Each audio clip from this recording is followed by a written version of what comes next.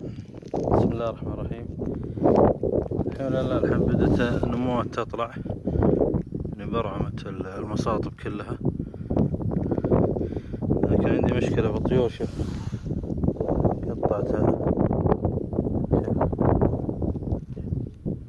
تقطعها، هي ما تاكلها، تقطع عشان تسحب البذرة من الأرض، تمسك بالخضرة هذه وتلها فوق عشان تطلع البذرة، لكن ما تطلع معها البذرة، أحيانا تروح عليها. هذا شغل الطيور. شوف العصافير قطع واجد. شوف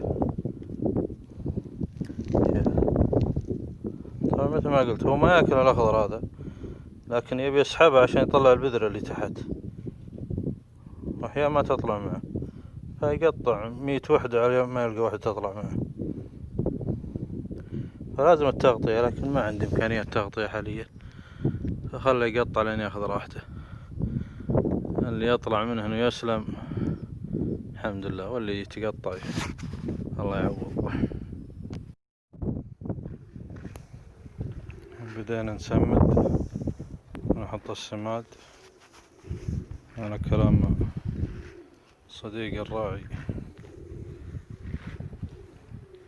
هذا سماد طيور.